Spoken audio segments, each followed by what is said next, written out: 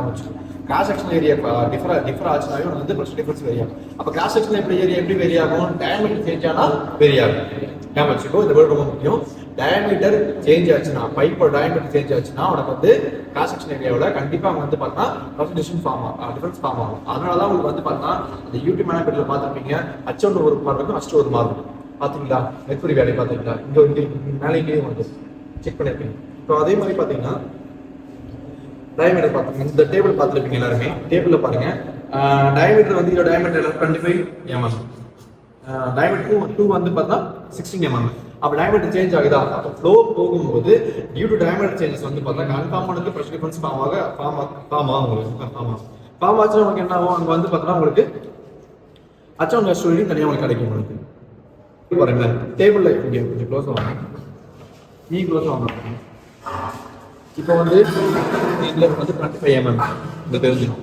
Diameter அப்படின்னு ஒரு face வந்து பார்த்தா 16 mm.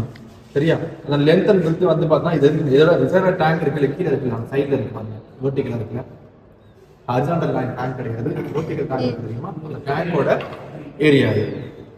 லென்த் வந்து 40 மீட்டர்ஸ், அந்த விட்த் வந்து பார்த்தா 30 மீட்டர்ஸ் கிடையாது, கம்மி இல்லை, எம்எம் மீட்டர்ஸ் வரக்கூடாது. சரியா? செக் பண்ணிக்கோங்க. சரியா? அதில் வந்து பார்த்தோன்னா மேனோமீட்டர் ரீடிங் எடுப்பீங்க. ப்ரெஷர் டிஃபரன்ஸ் உருவாகும் போது அவுட்டர் பால் க்ளோஸ் பண்ணிட்டு அந்த இன்னர் பால் ஓப்பன் பண்ணீங்க அப்படின்னா கொஞ்சம் ஓப்பன் பண்ணும்போது 38, 34 உனக்கு கிடைக்கும். 2 பால் உனக்கு கிடைக்கும். 38, 34, 39, 33, 40, 32, 41, 31. இப்போ இதை என்ன பண்ணுவீங்க? மைனஸ் பண்ணீங்கன்னா இப்போ கெட்டிங் தி ப்ரெஷர் டிஃபரன்ஸ் உங்களுக்கு. இப்போ இதை வச்சு என்ன பண்ணுவீங்க? Difference head value difference head போடுவீங்க. இது எப்படி போடுவீங்க? By using the formula. இந்த ஃபார்முலா இங்க இருக்கா? டிஃபரன்ஷியல் ஃபார்முலா இருக்கா? H is equal to x into S1 minus ST divided by S1 இருக்கா? நீங்க என்ன பண்ணுவீங்க? H1 தெரியுமா? H2 தெரியுமா? H1 எது? H1 H2. S1 வந்து பார்த்தா constant is equal to 13.6 is equal to 1 S1. சரியா? இது ஸ்பெசிபிக் கிராவிட்டி ஆஃப் வாட்? அதன் வந்து மெர்க்குரிக்கு வந்து பார்த்தா இருக்க ஸ்பெசிபிக் கிராவிட்டி வந்து 13.6. இரண்டுமே உனக்கு கான்ஸ்டன்ட். எக்ஸ் வந்து பார்த்தா என்னது? நீங்க மெஷர் பண்ண டிஃபரன்ஸ். அப்போ இதை வச்சு போட்டிங்கன்னா ஒவ்வொரு ரீடிங்க்கும் தனியாக உங்களுக்கு கிடைச்சிடும். இப்போ இது வரையும் புரியுதான்றது புரியுதா? ஓகே. அடுத்து ஹச் ரூட் எடுத்தீங்கன்னா இப்போ getting the root of H கிடைச்சிடும் உங்களுக்கு. சரியா? இது ஃபார்முலா யூஸ் பண்ணுவீங்க நீங்கள். சரியா? அதுக்கப்புறம் ஃபர்தர் என்ன பண்ணுறீங்க? டைம் ஃபார் 10 சென்டிமீட்டர் வைஸ் அந்த ஸ்கேலில் பக்கத்தில் பார்த்தீங்கன்னா ஸ்கேல் இருக்கும். திரும்பி வாட்டர் ஃப்ளோ உள்ளே வந்த பிறகு அந்த வாட்டர் ரைஸ் ஆகும்போது 10 சென்டிமீட்டர் என்ன பண்ணுவீங்க? டைம் நீங்கள் வந்து நோட் பண்ணுவீங்க. இது ஆக்சுவலி மெச்சூரி தான் பண்ணியிருக்கீங்க. ஞாபகம் இருக்கா? இதான் பண்ணியிருக்கீங்க. பண்ணிட்டு என்ன பண்ணுவீங்க? QAQT போடுவாங்க. QAQT ஃபார்ம்லாம் உங்களுக்கு என்ன இருக்கீங்க?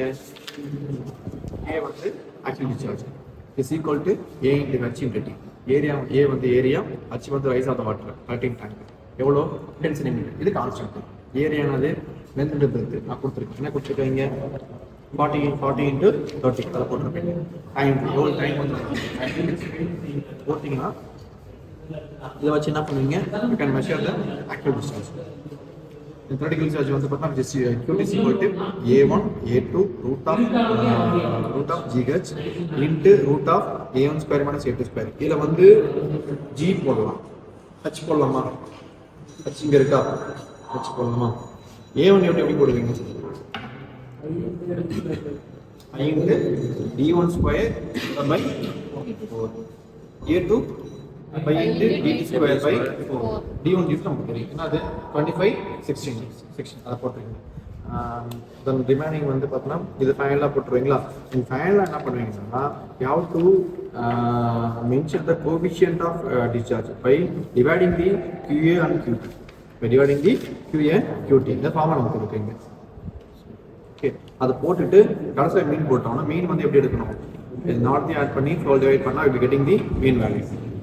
சரியா? இதுக்கு என்ன பண்ணுவீங்க? கிராஃப் போட்டோம். இருக்கும் ரூட் ஆஃப் ரூட்டை வச்சு போயிட்டு நம்ம கிராஃப் போட்டோம். சரியா? ஈஸியாக போட்டலாமா?